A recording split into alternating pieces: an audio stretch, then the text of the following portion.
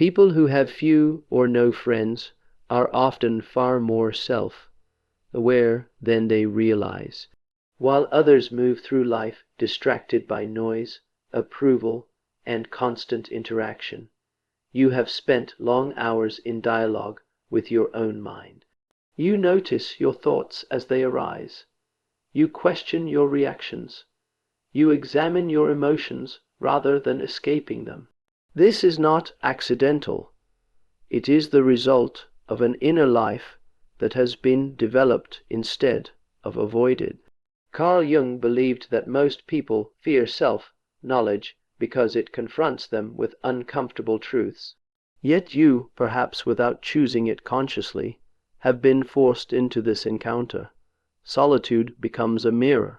And in that mirror, you begin to recognize patterns, why certain relationships drain you, why superficial bonds feel empty, why you cannot pretend to be someone you are not. This level of awareness can make social life more difficult, because once you see clearly, you cannot unsee. But this awareness is not a flaw, it is a foundation. Self-knowledge is the root of psychological strength, authentic relationships, and meaningful direction. Without it, connection becomes performance. With it, even loneliness has purpose. The question is not why you stand apart, but what you will build from the clarity that solitude has given you. If you have few friends, it is often because you are not satisfied with surface-level connection. You sense, sometimes immediately, when an interaction lacks sincerity or depth. Casual conversation, social rituals, and emotional shortcuts may work for others, but for you they feel hollow.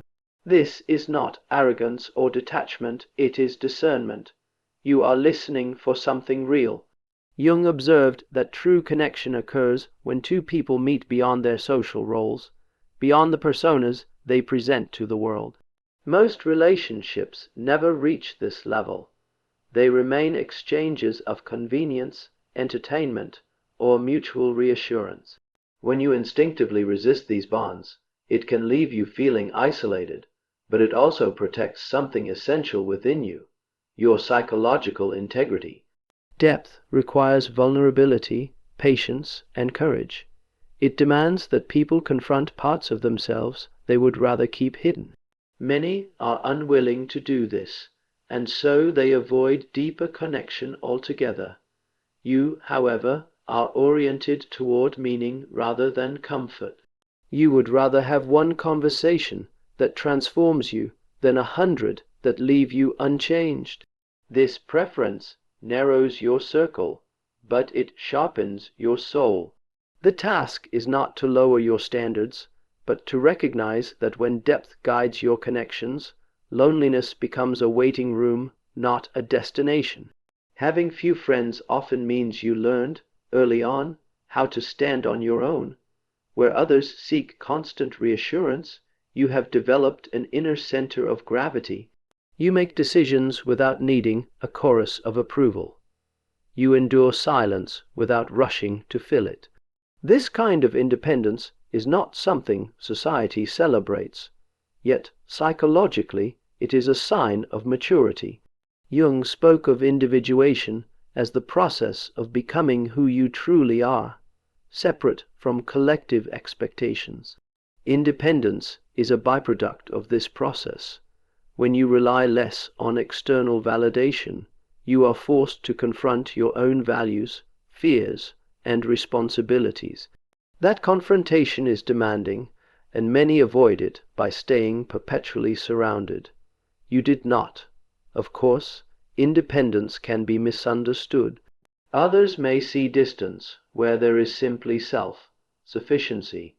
They may interpret your comfort with solitude as coldness, when in reality it reflects inner stability. You are not withdrawing from life. You are anchored within it. The danger is not independence itself, but forgetting to choose connection when it matters. Independence should serve your life, not isolate it. Use it as a foundation, not a fortress, because true strength is not proven by standing alone, but by knowing you could, and still choosing to connect.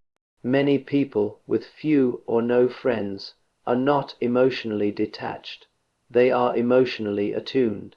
You notice what others miss, shifts in tone, inconsistencies between words and actions, the quiet tension beneath polite conversation. This heightened sensitivity is not learned from books. It develops through careful observation and deep feeling. And while it can be a gift, it can also be exhausting. Jung understood that individuals with strong emotional perception often struggle in social environments built on distraction and performance. When you sense unspoken conflict or inauthenticity, your nervous system responds before your mind can explain it. Crowded rooms drain you not because you lack social skill, but because you process more information than most people realize they are emitting. This sensitivity often leads to withdrawal, not as avoidance, but as self-preservation. You step back to regulate, to make sense of what you have absorbed. Yet society frequently mistakes this for weakness or oversensitivity. In truth, it is a refined psychological instrument, one that requires care and boundaries. The task is not to dull this sensitivity, but to use it consciously. When you understand your emotional depth, it becomes a compass rather than a burden. Pay attention to what drains you and what restores you, because awareness is the first step toward choosing environments that allow your depth to become strength. If you have few friends, it may be because you refuse to live behind a mask. Social life often rewards performance, agreeing when you disagree, laughing when you feel nothing, presenting a version of yourself that fits the room. You sense this instinctively, and something in you resists, not out of rebellion, but out of honesty. Jung described the persona as the social mask we wear to function in the world. The problem is not the mask itself, but forgetting that it is a mask. Many people confuse acceptance with authenticity, and in doing so, they lose contact with who they actually are. You, however, experience discomfort the moment pretending begins. Your psyche pushes back. This refusal narrows your social world. When you will not exaggerate, flatter, or dilute your truth, many connections quietly fall away. Yet what remains, if anything remains at all, has the potential to be real. Authenticity is not loud or dramatic. It is simply consistent, and consistency makes false environments uncomfortable. The challenge is not to become more agreeable, but to become more deliberate. Learn when to adapt without betraying yourself, and when to walk away without guilt.